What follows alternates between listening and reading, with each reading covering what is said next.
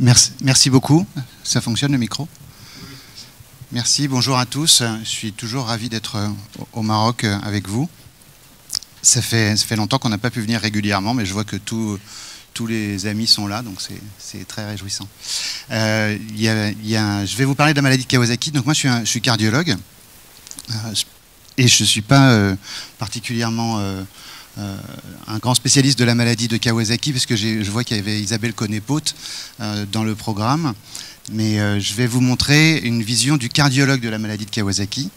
Et c'est de ça dont on va discuter aujourd'hui. Alors, on a l'habitude de mettre ça dans les congrès, hein, donc voilà. Donc, la première des choses que je veux dire sur la maladie de Kawasaki, je ne vais pas revenir sur le diagnostic parce qu'en plus ça a été montré à l'occasion de la présentation sur le MISC. Donc c'est une maladie qui est relativement fréquente, qui touche des enfants qui sont petits dans la plupart des cas. Et on peut effectivement, on discutera tout à l'heure de la différence avec le MISC. Et dans les pays développés, c'est la maladie cardiaque qui laisse le plus fréquemment des séquelles. Et ça le reste, puisque, je vous le dirai aussi, le MISC ou le PIMS ne laisse pas de séquelles cardiaques, en tout cas qu'on ait pu identifier jusqu'à aujourd'hui, et le diagnostic reste clinique, c'est donc un diagnostic qui est fait par les pédiatres. Le traitement par les immunoglobulines a réduit le problème coronaire de façon tout à fait considérable, puisque aujourd'hui, grâce à la compétence diagnostique des pédiatres, les complications coronaires, ça se voit que dans 4% des cas, les complications coronaires qui vont rester à long terme, alors que en l'absence de traitement, elles sont beaucoup plus fréquentes et elles touchent environ un quart des enfants. Aujourd'hui, les traitements adjuvants, et je vais discuter de ça aussi un tout petit peu, n'ont pas montré de façon très significative qu'ils amélioraient les choses. Donc on va rester sur un traitement classique dans la plupart des cas. Le pronostic, il est bien sûr déterminé par le fait qu'il y ait des lésions coronaires séquelaires. Et un des éléments importants pour éviter les complications coronaires, cette fois-ci, et non pas la survenue de celles-ci, eh bien, c'est l'utilisation du traitement anticoagulant, à la fois à la phase aiguë et au long terme, et on discutera de ça également. Donc l'histoire naturelle de l'atteinte coronaire de la maladie de Kawasaki, c'est l'histoire d'une vascularite. Et au début, on a donc de l'inflammation de la paroi. Et puis cette inflammation de la paroi peut conduire soit à se voir restaurée au cours du temps et avec une guérison dans la majorité des cas, soit au développement d'anévrismes. Et si vous le regardez au milieu, je pense que ça c'est un pointeur, oui, voilà.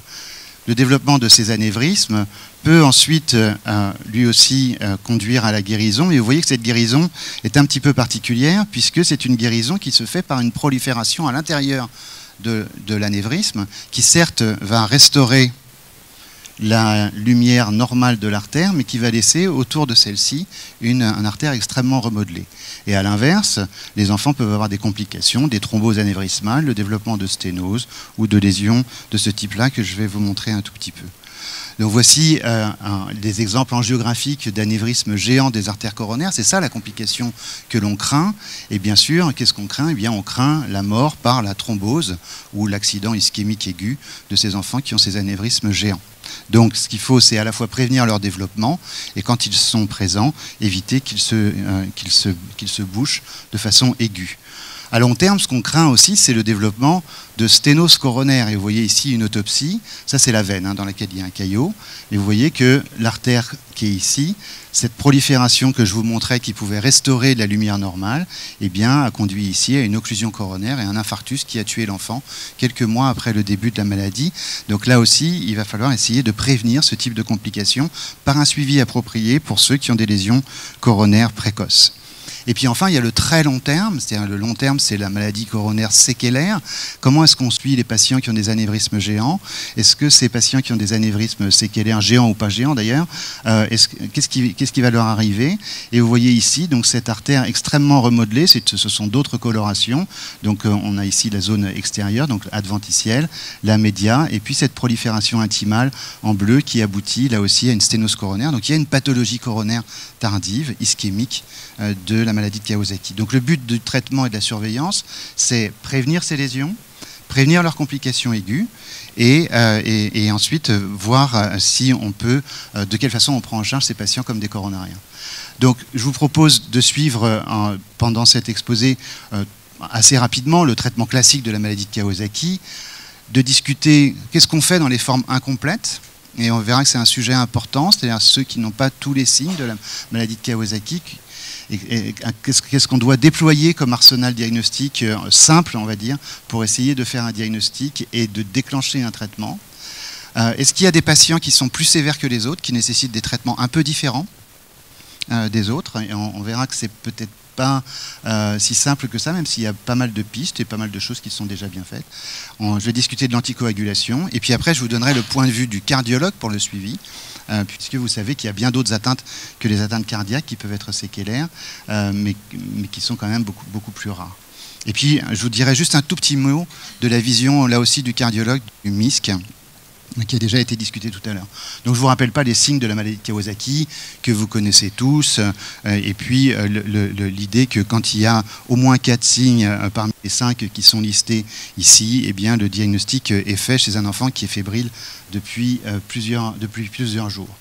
Donc le texte que je vous montre, c'est un texte qui est celui des recommandations, des guidelines. Ben voilà, Isabelle Connaît-Pote qui rentre dans la salle.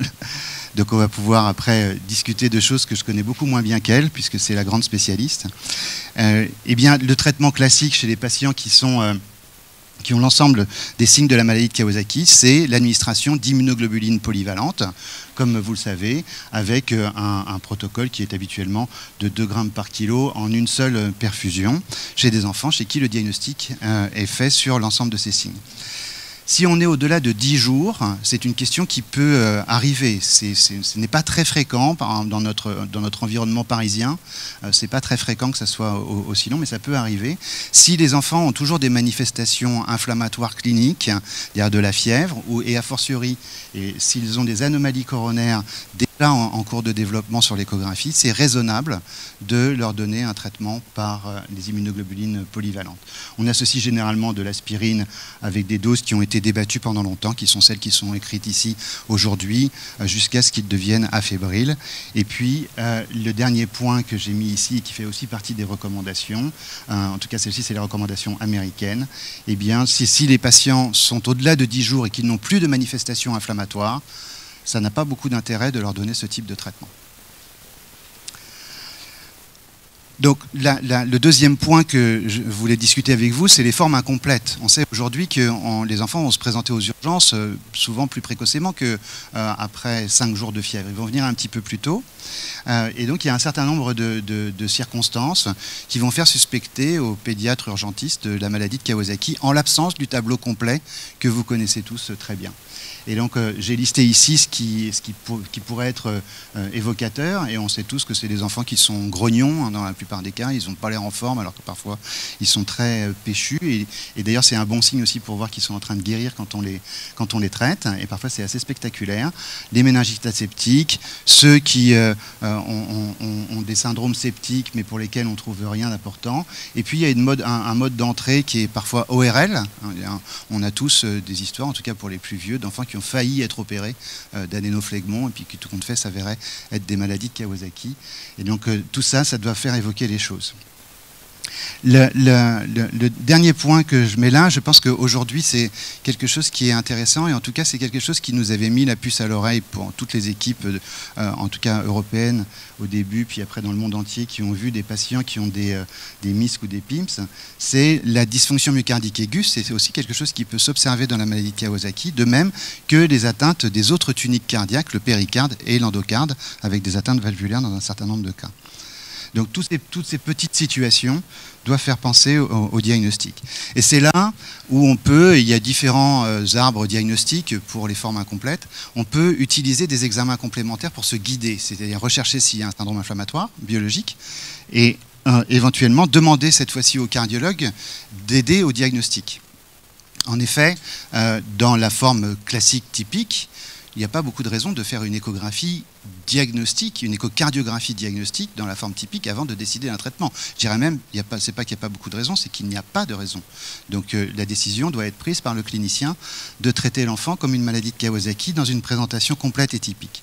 A l'inverse, dans ces formes incomplètes, ces formes partielles, la présentation ORL, eh bien, ce qui est important, c'est d'y penser.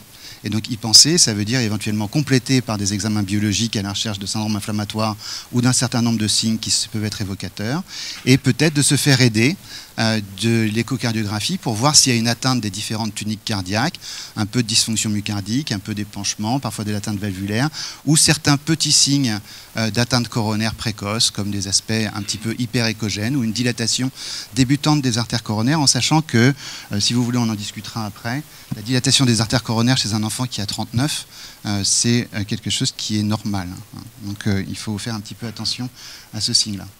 Donc, à chaque fois, mes diapositives sont un petit peu, je dirais, encombrées, mais ce sont les guidelines américaines. Et donc, l'échographie ne doit pas différer le traitement quand on est dans une forme complète.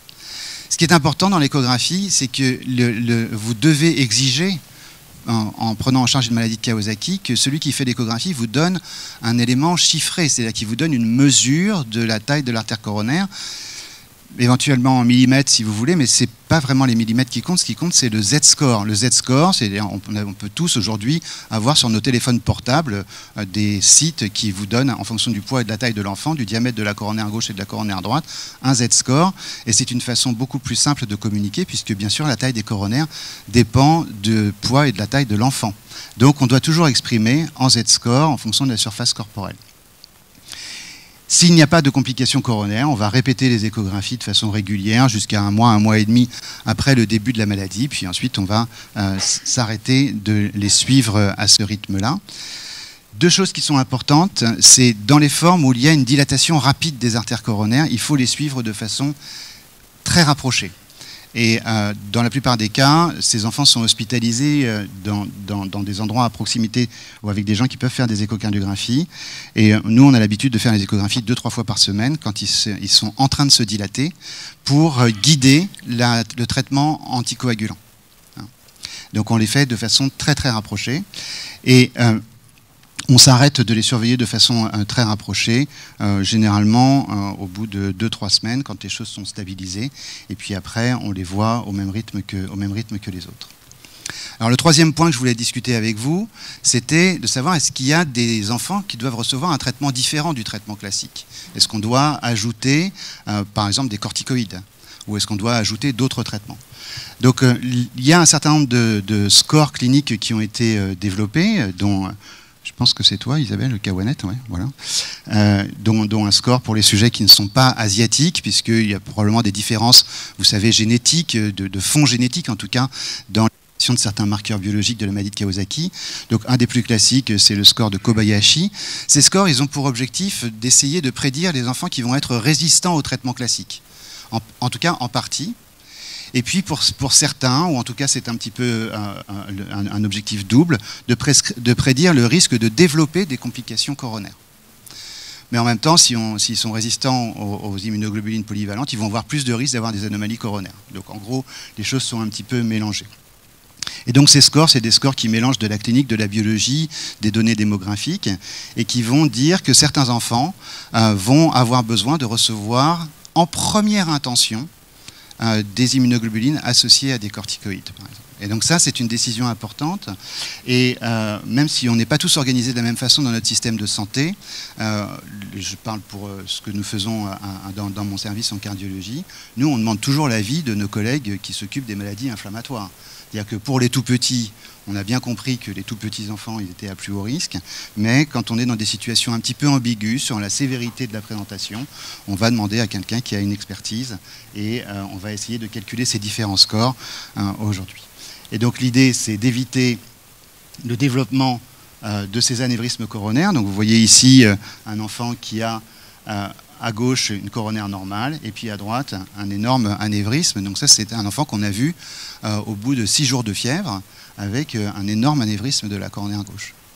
Et donc là, il n'avait certes pas les données démographiques qui étaient à risque, mais on a discuté, bien sûr, dans ces formes très rapidement évolutives, de donner une thérapie adjuvante. Donc je vais passer celle-là.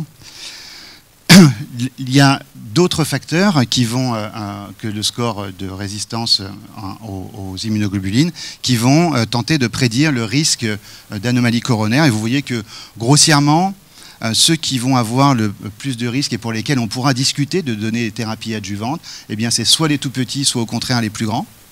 D'accord ? Donc, en dehors de la zone habituelle de la maladie de Kawasaki. Ceux, bien sûr, qu'on voit un petit peu plus tardivement. Et puis, ceux qui ont le plus de manifestations cliniques de la maladie de Kawasaki. Donc, ça, c'est les aspects de sévérité. Donc, les enfants qui vont avoir besoin de thérapie adjuvante peuvent être ceux-là, peuvent être ceux qui vont avoir une persistance de la fièvre ou une recrudescence de la fièvre, c'est-à-dire en gros qui ne vont pas guérir très vite. Et à ce moment-là, on va pouvoir utiliser des corticoïdes avec différents protocoles et différentes façons à la fois de les donner à la phase initiale et de les diminuer. C'est pour ça que c'est un travail collectif dans la plupart des cas pour essayer de savoir quel est le traitement optimal chez ces patients.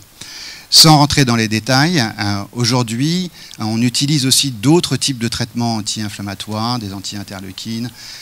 On a des discussions dans des circonstances extrêmement particulières d'utiliser ces types de traitements dans la maladie de Kawasaki et on pourra en discuter après si vous le souhaitez. Le deuxième point qui est important, c'est la thromboprophylaxie. La thromboprophylaxie, elle est absolument cruciale puisque une des complications aiguës de la maladie de Kawasaki, c'est la thrombose de l'anévrisme coronaire en cours de développement, alors qu'il y a la lésion artérielle, et en particulier la lésion endothéliale.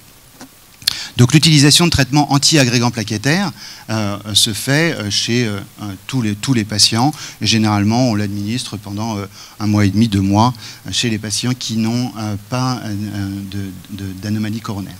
Chez les patients, comme je vous le disais, qui développent des anévrismes rapidement progressifs, et en particulier ceux qui ont un Z-score supérieur à 10, ça va très très vite d'avoir un Z-score supérieur à 10 chez les petits-enfants, et bien à ce moment-là, il faut les anticoaguler par de l'héparine. Donc de l'héparine de bas poids moléculaire, ou éventuellement même débuter, si c'est plus facile sur un plan pratique, des traitements par les antivitamines K. Il y a aujourd'hui un essai thérapeutique de prophylaxie avec les nouveaux anticoagulants, dont nous n'avons pas encore les résultats, mais qui est clos, qui s'appelle Enoblate, dont on aura les résultats très bientôt, puisque la cohorte est terminée depuis maintenant 6 mois. Donc on devrait avoir l'analyse, tous les patients ne sont pas à la fin de l'étude. Pour les patients qui ont donc des anévrismes de plus de 8 mm ou un Z-score supérieur à 10, on peut aussi ajouter un deuxième antiagrégant, en plus du traitement anticoagulant. Il faut savoir que là, on s'aventure dans une zone chez le petit enfant où on n'a aucune idée de la pharmacologie et de la pharmacocinétique de l'utilisation, par exemple, du clopidogrel. On connaît le clopidogrel tout seul, très bien chez l'enfant. Il y a plusieurs études, on sait très bien le manipuler, mais la manipulation du clopidogrel ou des autres antiagrégants associés à l'aspirine, plus une anticoagulation chez le tout petit, c'est quelque chose pour lequel on n'a pas de notion exacte de dose. Donc soyez prudents, sachez que c'est possible dans des situations catastrophiques sur le plan vasculaire, mais il faut rester prudent. Et puis je vous rappelle qu'on ne manipule pas avec les antiagrégants, enfin sortis antiagrégants, les anti-inflammatoires non stéroïdiens. Donc ce tableau il est compliqué, mais en fait il est assez facile à lire. C'est la thromboprophylaxie chez les patients en fonction du fait qu'ils n'ont pas d'anévrisme ou qu'ils ont des anévrismes géants qui persistent. Donc au début on va leur donner des antiagrégants, on va anticoaguler ceux qui ont des anévrismes qui sont rapidement progressifs, et puis à la fin, on va les arrêter au cours du suivi. Donc on va laisser des traitements anticoagulants au long cours chez des patients qui vont conserver des anévrismes géants, c'est-à-dire un Z-score supérieur à 10 ou des anévrismes supérieurs à 8 mm. Ça veut dire toute la vie, ils vont avoir une combinaison de traitements par des antivitamines K et de l'aspirine. On peut espérer pour ça que pour éviter les contrôles biologiques itératifs chez ces jeunes gens, on puisse avoir la démonstration dans l'étude dont je vous parlais, et éventuellement dans d'autres études plus tard, que les nouveaux anticoagulants pour lesquels on n'a pas de contrôle biologique pourront être utilisés avec efficacité. Donc, comme je vous le disais au début, je me place comme cardiologue, et donc la question c'est, est-ce qu'il faut surveiller les artères coronaires des enfants au long cours? Ceux qui n'ont jamais eu de problème coronaire, la réponse est non. D'accord ? il y a toute une discussion sur le fait que la maladie de Kawasaki confère un risque cardiovasculaire tardif, autrement dit, ça fait que c'est un facteur de risque et qu'il faut avoir une attitude de prévention, mais ce n'est pas le rôle du cardiologue, on va dire que c'est le rôle du pédiatre ou du médecin traitant d'informer une famille et l'enfant que quand on a une maladie de Kawasaki, eh bien, on conserve un dysfonctionnement endothélial qui peut-être augmente un petit peu le risque coronarien à très long terme en l'absence de lésions coronaires de la maladie de Kawasaki. Pour ceux qui ont des anomalies coronaires qui étaient présentes à la phase aiguë et qui guérissent, on les surveille pendant 1 an. S'il n'y a jamais eu d'anévrisme, la pratique habituelle est de ne pas faire d'imagerie autre que l'échographie. Par contre, s'il y a eu des anévrismes, il faut avoir une imagerie complète. Et je vous montre cette image parce que cet enfant qui avait été vu pour une maladie de Kawasaki sévère à l'âge de 2 ans, tant que je me souvienne, eh bien en échographie, il faut savoir qu'on voit bien les artères coronaires jusque-là. Et donc on avait dit que tout était guéri. Voilà. Et puis on lui a fait un scanner et on a vu qu'il avait 2 anévrismes plus distaux, bien plus difficiles à voir chez un petit enfant. Donc on peut, chez les enfants qui ont des formes sévères et qui ont des anomalies coronaires au départ, on fait un contrôle en imagerie des artères coronaires à 1 an. Et même s'ils avaient des anévrismes, la grande majorité d'entre eux guérit.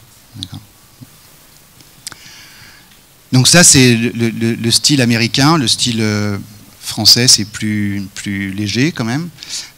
Mais en tout cas, c'est peut-être un petit peu moins précis. Mais ça reprend ce que je vous disais tout à l'heure, c'est-à-dire en fonction de la présence initiale, il y a une deuxième diapo après, d'anévrismes coronaires qui sont à la fin, ici il n'y en a pas, eh bien on va avoir ce rythme de surveillance clinique de ces enfants à la recherche de problèmes coronaires séquelaires. Donc bien évidemment, s'il n'y a jamais eu de lésion, on va s'arrêter à un moment, et s'il y a des lésions, eh bien on va à ce moment-là continuer à les suivre comme des patients qui ont des lésions coronaires, comme des coronariens tout simplement.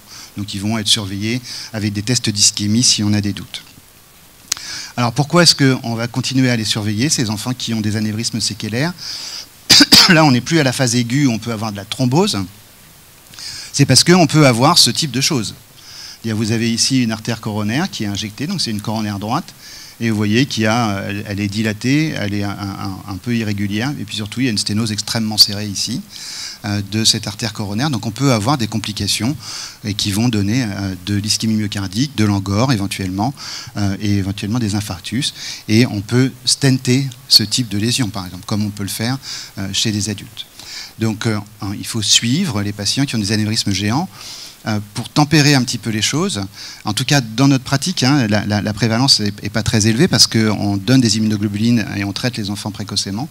On doit suivre dans mon service à peu près une 40aine d'enfants qui ont des anévrismes géants, ce qui n'est pas beaucoup, en comptant aussi des jeunes adultes. Donc très peu de patients. La chirurgie. Si on a des sténoses coronaires, il faut aussi penser à la chirurgie. Là aussi, je veux juste vous dire une chose, c'est la chirurgie, c'est très compliqué. Parce que faire un pontage sur une artère vous vous souvenez de la mode de cicatrisation, ce n'est pas une artère toute fine. Donc c'est faisable, mais ça a une efficacité c'est difficile. Et ce que montre cette diapositive, qui est un petit peu compliquée, mais ce n'est pas très important, c'est que souvent on est obligé de faire plein de pontages. Il faut ponter toutes les artères. Et donc il faut les ponter de façon distale, et c'est délicat. Et les pontages chez les petits-enfants, c'est très compliqué. On a été confronté à cette situation il y a relativement peu de temps, et tout compte fait, on a décidé de tenir la rampe sans faire de chirurgie cardiaque. Donc, en sachant qu'on a quand même laissé les choses évoluer avec de l'ischémie myocardique. Il ne faut pas oublier les anomalies extracardiaques, parce que les anévrismes, ils peuvent être sur le cœur, mais ils peuvent être aussi dans d'autres organes, d'autres artères, des artères digestives. Et je vous montre ici juste un exemple de ce petit garçon qui est venu, et vous voyez, il est venu avec une maladie de Kawasaki, et ça s'est présenté, il a eu un infarctus du myocarde très important, antérieur étendu, et puis on lui a fait un scanner. Quand on l'a vu arriver avec ça, parce qu'il avait dans l'aisselle, il ne pouvait plus baisser le bras, il était extrêmement douloureux, et vous voyez qu'il avait des anévrismes géants de l'artère axillaire qui ont été stentés, et après, bon, ça va bien, mais il a quand même un stent dans l'artère axillaire du bras droit. Donc on peut avoir des complications de ce genre-là. Donc faites attention à ça. Je termine, en espérant ne pas avoir été trop long, avec l'histoire brève du MISC. Je pense que c'est une discussion qu'on peut avoir après. On l'a déjà eu avec la communication orale. Donc à Paris, c'était au moment de ce qu'on appelle la première vague, hein, donc avril-mai. On a vu un certain nombre d'enfants arriver avec une présentation effectivement très cardiaque d'une maladie inflammatoire. Comment est-ce que les choses se sont passées pour nous tous, hein, que ce soit en Italie, en Angleterre, en France, puis après dans tous les autres pays? Ben, ça a été, tiens, c'est curieux, ça fait le 4e Kawasaki avec une présentation d'insuffisance cardiaque aiguë de 14 ans. Donc il n'a pas l'âge, il n'a pas la présentation habituelle, même si on le connaît, et pourtant il y a un certain nombre de choses qui ressemblent. Et après, vous connaissez tous l'histoire, puisqu'on a tous suivi ça. Un certain nombre de signes sont partagés dans cette maladie, on va dire, post-infectieuse, et d'autres le sont un petit peu moins, avec encore, je pense qu'on ne sortira pas de ça, un certain nombre d'éléments de confusion, comme la dilatation coronaire. On pourrait discuter de ça. Est-ce que la dilatation coronaire est pathognomonique de la maladie de Kawasaki? Ben, bien sûr que non. Donc on a probablement aujourd'hui un mélange d'enfants qui ont une maladie ou l'autre. Je ne suis pas sûr qu'on se sorte de cette controverse, je ne suis pas sûr qu'elle soit toujours fondamentale. Je vous montre juste cette image que on a déjà vu des images tout à l'heure. Ce qui est important, c'est que dans entre la maladie de Kawasaki et le MISC, il y a des différences d'épidémiologie qui sont peut-être en train d'évoluer, parce que, en particulier au mois de janvier, il y a eu une vague en France où on a eu des enfants plus jeunes. Alors je ne sais pas si c'est parce que les plus vieux sont vaccinés, ou est-ce que c'est parce que les variants éventuellement changent? C'est probablement une question assez intéressante. La présentation clinique est, comme vous le savez, différente, avec de l'insuffisance cardiaque qui est liée à une atteinte myocardique, et aujourd'hui on a quand même très peu d'arguments pour penser que c'est une myocardite, même s'il peut y en avoir, hein, mais c'est très rare. C'est surtout de l'œdème myocardique. Donc il y a une infiltration du myocarde qui va donner une dysfonction essentiellement diastolique et parfois systolique, comme on peut voir dans les hémangiophagocitoses ou les choses de ce genre-là. Les marqueurs biologiques sont les mêmes pour l'inflammation, même s'il y a des différences subtiles qu'on peut discuter longuement, mais il y a surtout une élévation forte du BNP et du NT-proBNP, alors que les enzymes de nécrose, la troponine, si elle est parfois un peu élevée, sont habituellement élevées à des niveaux peu importants, en tout cas qui ne sont pas ceux des myocardites. Et puis l'atteinte cardiaque, en tout cas sur le plan de l'échographie, c'est pas du tout la même que celle de la maladie de Kawasaki, même si ça ressemble à ce qu'on peut voir dans le Kawasaki shock syndrome, c'est-à-dire les formes que je disais tout à l'heure avec une atteinte myocardique prédominante. Donc les critères, ils sont aujourd'hui parfaits, enfin ils ont été décrits, redécrits, modifiés et publiés à plusieurs reprises. Et la physiopathologie, il y a une physiopathologie de maladie post-infectieuse. Alors là, je m'aventure dans des terrains que je connais pas bien, avec donc des enfants qui vont avoir une réponse interféron précoce, et puis le virus va s'en aller rapidement. Ils ont une inflammation qui est peu importante et une maladie qui est peu sévère, et puis d'autres qui vont avoir cette réaction différée, cette réponse interféron différée. Vous savez qu'un certain nombre de variants dans les gènes impliqués dans cette voie ont été décrits par le Human Genome Effort dirigé par Jean-Laurent Casanova chez les adultes dans les formes sévères, mais on espère pouvoir trouver des choses dans le MISC aussi. Et puis le virus s'en va un petit peu moins vite et il y a une inflammation sévère. Le traitement, il y a eu un certain nombre de discussions, elles sont encore présentes. Aujourd'hui, le traitement, c'est, cette fois-ci, il n'y a pas trop de discussions, c'est immunoglobuline plus corticoïde. C'est pas immunoglobuline seule. Et immunoglobuline plus corticoïde fait disparaître les symptômes de façon plus rapide. Et pour le cœur, c'est ce que je vous montre ici, c'est ce qu'on avait montré avec la première vague. On a une récupération de la fonction systolique qui est plus précoce, mais surtout une récupération de la fonction diastolique qui est également plus précoce chez ces enfants qui ont le MISC. Et le dernier point, parce que je pense que c'est un point important, je n'ai pas, dans ce tableau compliqué, mis en évidence les problèmes coronaires, mais ils ont trouvé quelques problèmes coronaires dans les MISC, et c'est ce que vous avez trouvé aussi dans votre série, madame. Je vous montre ici les exprimés en Z-score. Nous, on a ici il y a un peu plus de 400 MISC maintenant dans mon service, hein, qui ont été vus et qu'on a suivis tous pendant un an. En fait, vous voyez qu'il n'y a quasiment aucun malade qui dépasse 2. Hein. Donc, ils sont tous... il n'y a pas de lésion coronaire. Et on les a tous vus. Alors, on n'en a pas vu 400 à un an, hein, parce qu'on en a eu beaucoup au mois de janvier, là. Mais on en a vu 220 jusqu'à un an maintenant. Et on n'a aucune complication coronaire, c'est-à-dire zéro. On a arrêté de faire de l'imagerie, hein, contrairement à la maladie de Kawasaki. Donc, il y a quand même des différences importantes entre les deux maladies, à la fois en termes de prise en charge initiale. Il y en a une où le traitement classique est recommandé et l'autre où on va donner des corticoïdes. Et en termes d'évolution cardiaque, il y en a une où les complications cardiaques restent de 4%, même quand on les traite correctement, et l'autre où il n'y a pas de séquelles. Donc si je dois terminer, le take-home message, c'est le traitement classique de la maladie de Kawasaki, c'est le traitement classique, et vous ne cassez pas trop la tête dans les formes dont vous faites le diagnostic aux urgences avec une présentation complète, et dans les formes incomplètes, aidez-vous à des examens simples que j'ai dit. Mon conseil quand même, quand on est en train de prescrire des traitements adjuvants différents, ou quand on est dans une forme sévère, une forme du tout petit, une forme qui a l'air un peu plus marquée sur le plan vasculaire, travailler ensemble avec les spécialistes de l'inflammation. En tout cas, c'est ce que... moi, c'est ma vision de cardiologue, parce que nous, on connaît la cardiologie, mais moins, bien évidemment, même très peu, les autres aspects inflammatoires de cette maladie. Quand il y a des complications coronaires, là aussi, c'est suffisamment rare pour demander conseil pour le traitement anticoagulant. Hein. Est-ce que je dois donner 2 antiagrégants? Est-ce que je dois passer l'enfant aux antivitamines K?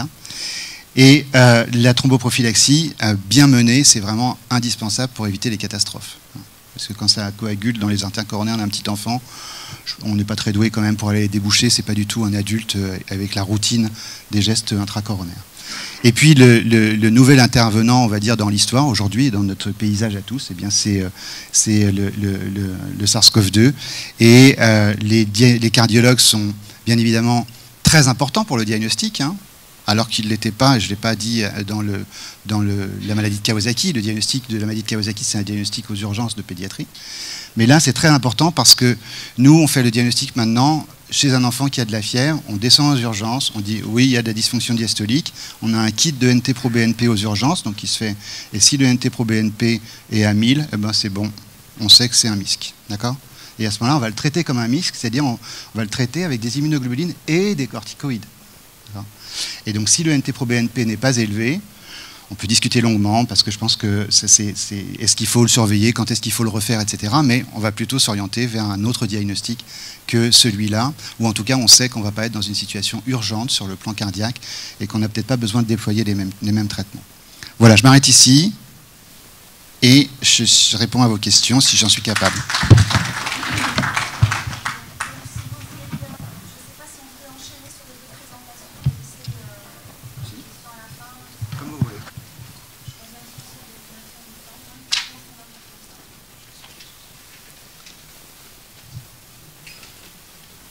Donc on a dit qu'on faisait souffle, en fait c'est hypertension artérielle, c'est pas grave, mais hypertension artérielle, c'est juste sur pourquoi est-ce que je fais pas hypertension artérielle, c'est parce que j'y connais rien. Voilà. Hypertension artérielle en pédiatrie, c'est les néphros.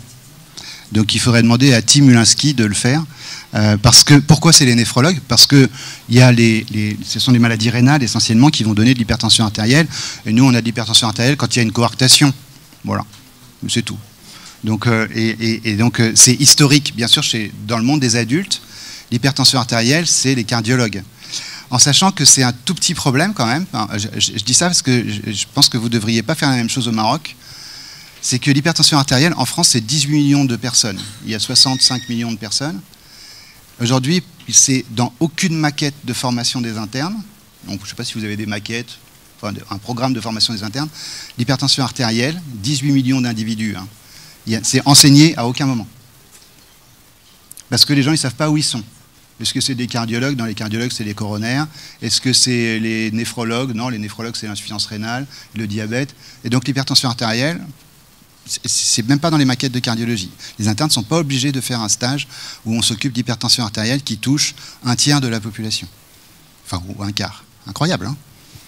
Donc, regardez bien si vous intervenez dans vos organisations d'enseignement, ce truc-là, les maladies très fréquentes, à un moment, plus personne s'en occupe. Voilà. Donc c'est un petit problème. Donc le souffle cardiaque de l'enfant, c'est bien sûr un problème très fréquent. Et la question, et c'est une question pédiatrique, est-ce que c'est un souffle fonctionnel innocent ou est-ce que c'est un souffle qui doit faire consulter? En fait, c'est ça le problème essentiel. Et donc pour ça, on va avoir plusieurs questions. Le souffle isolé ou associé à d'autres signes. Et les caractéristiques auscultatoires, donc ça, en faveur ou pas en faveur d'un souffle organique. Et puis ensuite, est-ce qu'il faut adresser l'enfant à un spécialiste? Ça, c'est bien sûr la question fondamentale.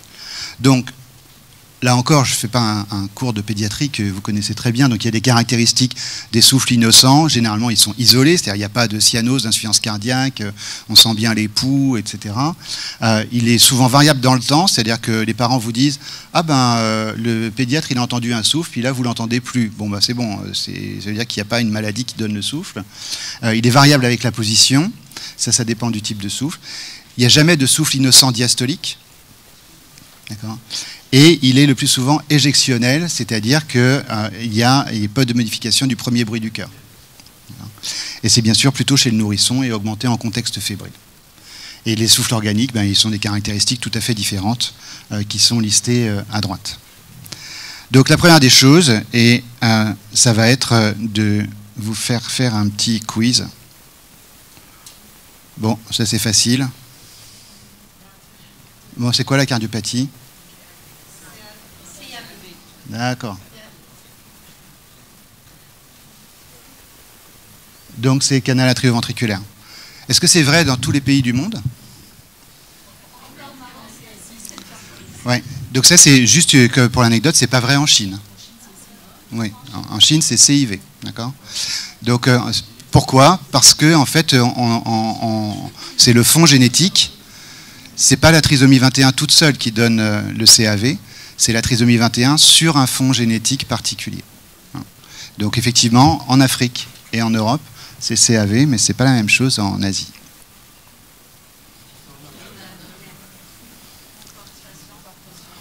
On est dans souffle tout seul. Hein.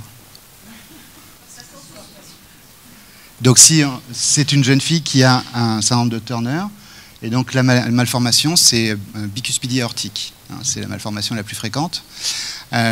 Juste un petit mot, les jeunes filles qui ont un syndrome de Turner, on doit impérativement les suivre pour le cœur, même si elles n'ont pas de cardiopathie, parce qu'elles vont avoir une dilatation progressive de l'aorte. Et pour celles qui ont des Turner qui éventuellement pourraient être amenées à procréer, c'est un tout petit groupe, il faut faire très attention à ce qu'il n'y ait pas de dissection pendant la grossesse. Donc il faut suivre ces jeunes filles et faire des échos de temps en temps.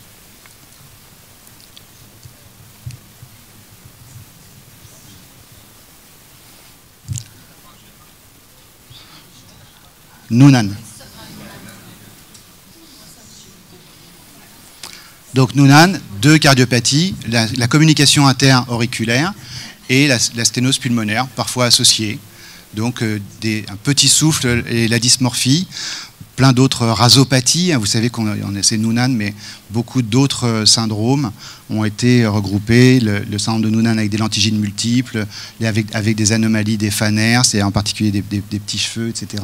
Donc tout ça, ça a été groupé sous le terme de rasopathie. Et donc la cardiopathie qui va donner un souffle, c'est ça. Mais il y en a une que je n'ai pas mise, qui est la plus grave, qui est la cardiomyopathie hypertrophique. Donc il faut les examiner. Bon, ça c'est facile. Donc si on souffle, le Marfan, le problème c'est la dilatation de la racine de l'aorte. Bon, ça souffle pas. Donc si ça souffle, ça veut dire qu'il y a une fuite de la valve mitrale, qui est une complication qu'on peut voir chez le jeune Marfan. Alors qu'il y a peu de Marfans qui sont opérés de l'aorte avant d'atteindre la puberté. Donc la dilatation de l'aorte que j'ai mise là, normalement elle ne donne pas de souffle. Donc le problème c'est le prolapsus de la valve mitrale qui va éventuellement fuir et souffler. Dans le Marfan, tout le monde a regardé le squelette, les mains. Je vous rappelle qu'aujourd'hui, il faut ouvrir la bouche et regarder la luette parce que ça permet de faire le diagnostic d'autres anomalies comme le syndrome de Loeys-Dietz ou les variations SMAD3. Vous savez que là aussi, la génétique a élargi le spectre des anomalies de la voie du TGF-bêta qui vont donner ces anomalies-là. Et donc la luette bifide est un bon signe pour aller vers faire le diagnostic du syndrome de Loeys-Dietz. Donc quand vous les examinez, regardez c'est important aussi, par exemple, sur le plan cardiaque, parce que les évolutivités ne sont pas les mêmes.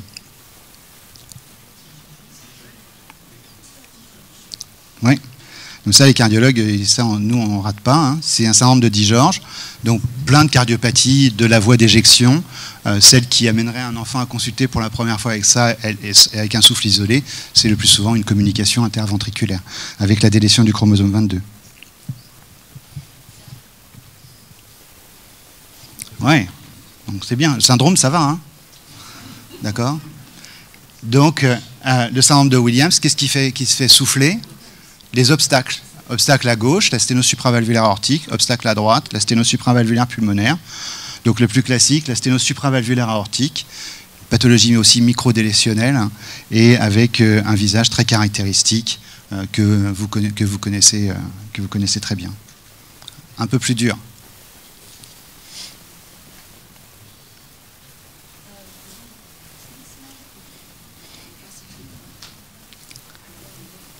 Donc, le bon signe, c'est les sourcils.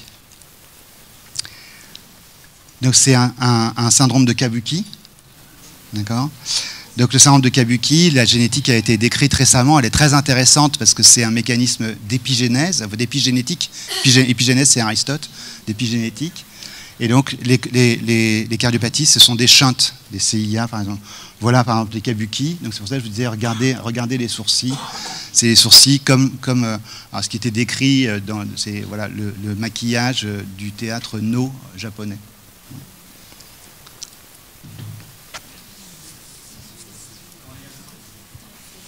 Ah non.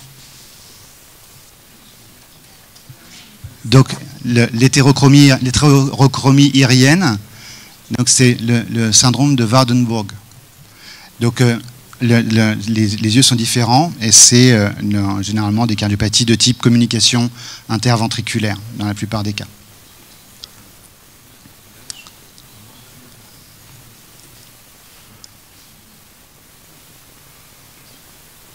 Le très grand front, ouais, syndrome d'Alagille, d'accord. Syndrome d'Alagille, c'est sténose pulmonaire, d'accord. Donc tout ça, c'est des cardiopathie toutes simples, hein. Et donc ça va être, c'est les cardiopathies qu'on va voir. La symétrie faciale, enfin la paralysie faciale. Regardez la petite oreille carrée, ouais, association charge. Donc là aussi, on va regarder s'il y a le colobome, les anomalies des oreilles, les anomalies des canaux semi-circulaires et les cardiopathies qui peuvent être des shunts ou des cardiopathies plus complexes. Là aussi, une génétique intéressante avec CHD7 et l'épigénétique. Là, vous pouvez le dire. Donc le syndrome de Cornelia-de-Lange aussi. Là aussi, des syndromes dont la génétique a été découverte récemment, avec des cardiopathies souvent simples, des CIA par exemple. Anomalie des dents, et regardez bien les mains. Le nombre de doigts, il n'est pas tout à fait normal, hein. Donc une polydactylie post-axiale. Et donc là, ouais, c'est le syndrome d'Ellis van Creveld, hein, qui va donner des CAV. Donc en Italie, il y a un bassin de population en Toscane où il y a beaucoup de ces patients. D'ailleurs, la génétique a été décrite en grande partie par les Italiens. Donc il y a des anomalies dentaires et une polydactylie. Bon, syndrome, vous êtes très bon, hein. Donc là, maintenant, souffle isolé chez un enfant rose, bien sûr, est totalement asymptomatique. Vous êtes aux urgences. Et je regarde.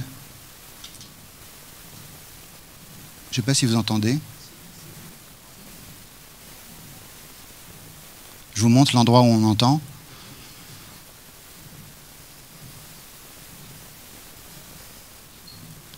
Je ne peux pas faire plus fort, hein. Alors ?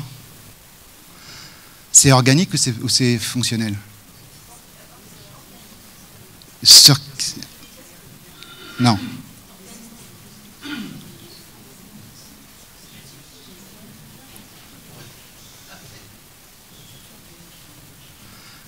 En fait, c'est pas très fort, je suis d'accord. Mais c'est un peu comme ça hein, quand on sculpte un enfant. Hein. Donc, le souffle, il est surtout, on entend. Vous entendez au début, on a l'impression que ça fait comme un fla. Donc ça veut dire que c'est détaché du deuxième bruit. D'accord ? Okay. Et donc c'est un souffle qui est éjectionnel et surtout il est râpeux et puis il est au foyer aortique. Donc c'est un souffle de sténose aortique. Donc c'est ça la maladie. Donc là on fait le diagnostic clinique, hein, sténose aortique, il n'y a aucun doute. Maintenant s'il est là,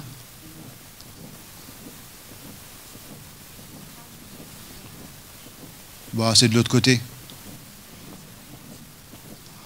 Ben ça c'est une sténose pulmonaire. Mais ça aurait pu être une sténose aortique si je vous avais allumé le truc bleu. Hein. D'accord ?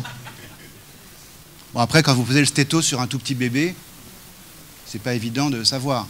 Mais ce qui est important, c'est que ce n'est pas normal. Hop. Alors, je sais pas pourquoi il a fait ça.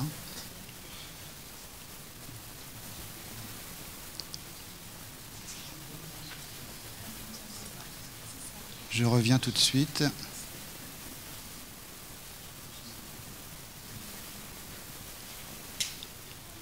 Je sais pas pourquoi ça s'est arrêté, mais bon.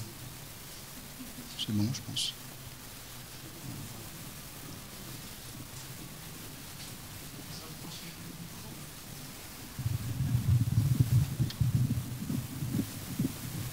Je sais pas d'où ça sort en fait.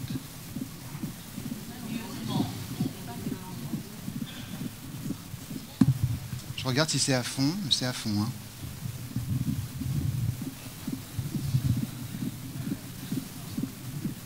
Vous entendez ou pas?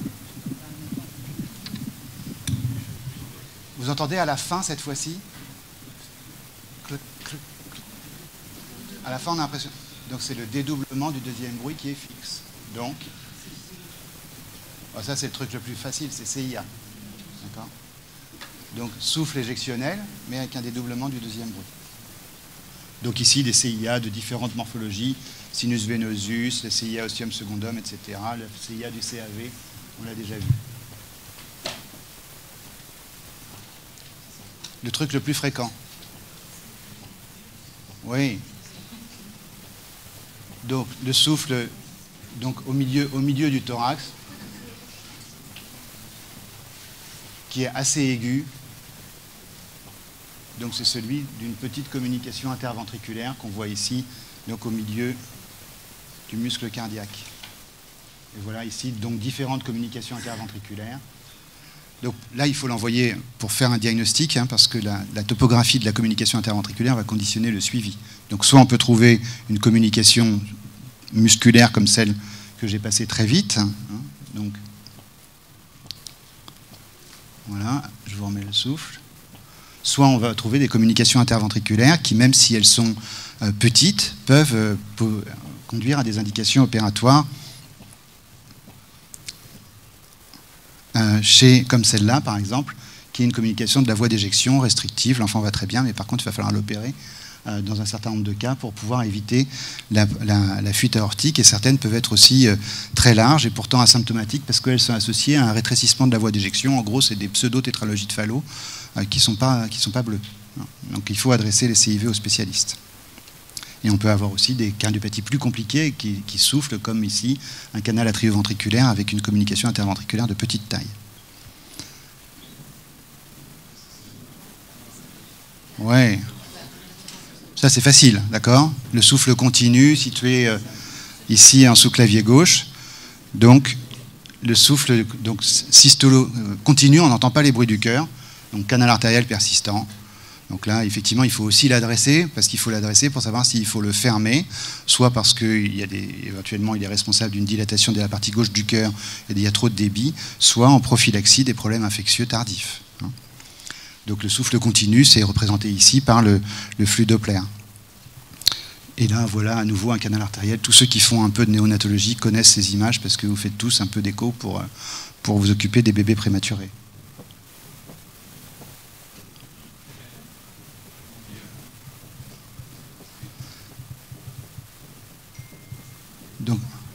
Donc ça, c'est un souffle. Celui-là, il est mieux.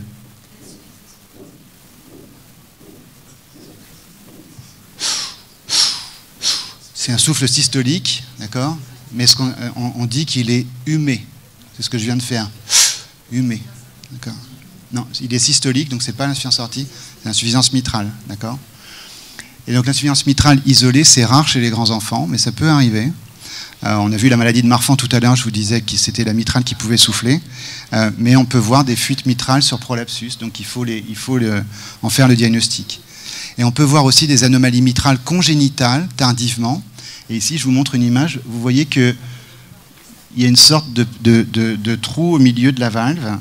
Pour ceux qui savent lire un peu les échographies, on voit ici qu'il y a un trou au milieu de la valve. Vous voyez ici. Et donc, c'est ce qu'on appelle une fente. Et il faut l'opérer. Parce que sinon, ça va s'aggraver. Donc, les souffles d'insuffisance mitrale, il faut toujours les adresser.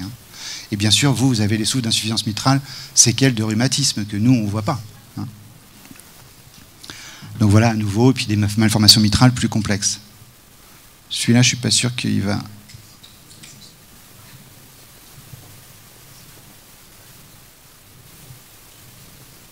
Ça ressemble. Mais si c'est situé à la xiphoïde, que ça augmente en inspiration profonde, à ce moment-là, c'est un souffle d'insuffisance tricuspide. Et donc les insuffisances tricuspides congénitales, c'est tout le domaine de la malformation d'Epstein. Toutes les malformations que je vous montre, ce n'est pas des malformations du nouveau-né. D'accord ? C'est des malformations qu'on peut voir chez des enfants. Il ne s'est jamais rien passé. On a entendu un souffle, on a dit il y a un petit souffle, il n'y en a pas, il y en a pas. Peut-être que la valve ne fuyait pas quand il avait 4 ans, puis à 5 ans, elle se met à fuir. Et tout compte fait, la cardiopathie évolue et on en fait le diagnostic à cette occasion. Donc la malformation d'Epstein, c'est les souffles d'insuffisance tricuspide, c'est très exceptionnel. Donc là, il faut en faire le diagnostic. Il y a d'autres anomalies. Donc ici, voilà une insuffisance tricuspide congénitale, pareil.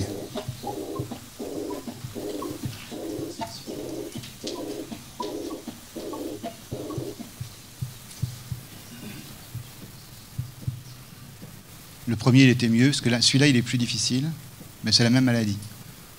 Donc là, c'est plus en systole.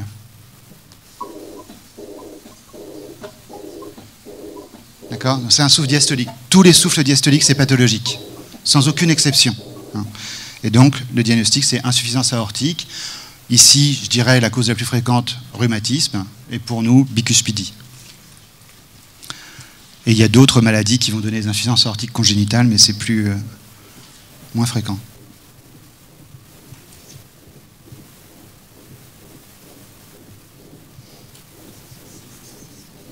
Ça ressemble au canal artériel, non?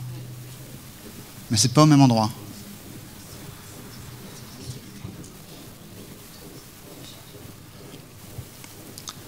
Donc c'est un souffle continu qu'on entend au milieu du thorax.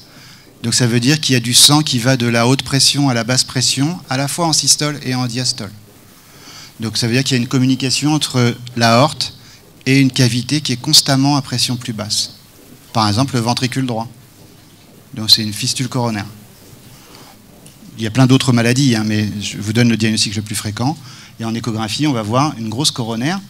Est-ce que la grosse coronaire, c'est pathognomonique de la maladie de Kawasaki? Ben non, puisque une fistule coronaire, ça donne des grosses coronaires. Bon, il n'y a pas l'histoire derrière. Mais nous, on a des histoires qui sont mélangées, de temps en temps. Et donc voilà ici une énorme fistule coronaire vers le ventricule droit et qu'on peut emboliser. Voilà, c'est juste pour vous montrer ça, mais ce n'est pas l'objet du chose.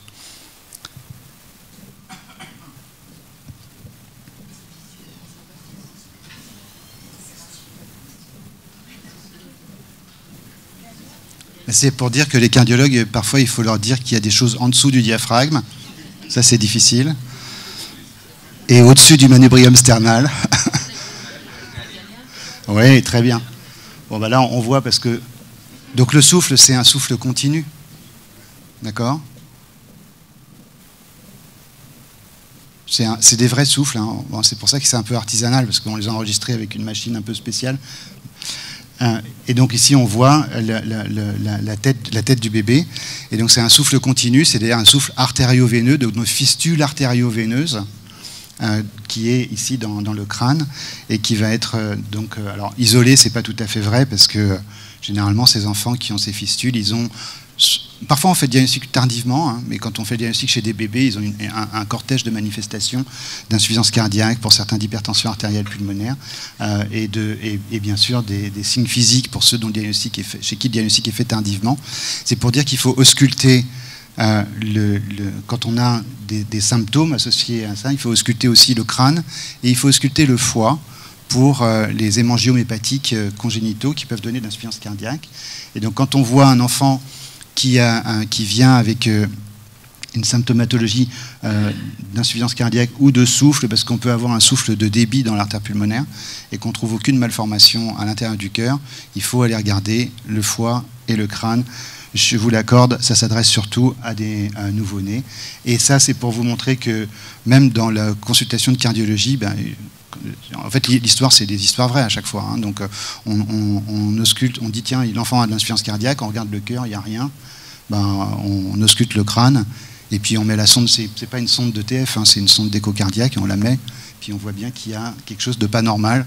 Après, on va l'adresser à ceux qui savent, et c'est pas nous. Et donc, effectivement, vous avez fait le diagnostic. Il y a d'autres fistules, hein, bien sûr, il y a plein d'autres anomalies, mais c'est la fistule de la grande veine de Galien qui va être responsable de signes d'insuffisance cardiaque. Donc, je m'arrête là pour cet exercice commun. Et on peut discuter de, peut-être pas des souffles, mais plutôt de Kawasaki et MISC si vous voulez. Merci.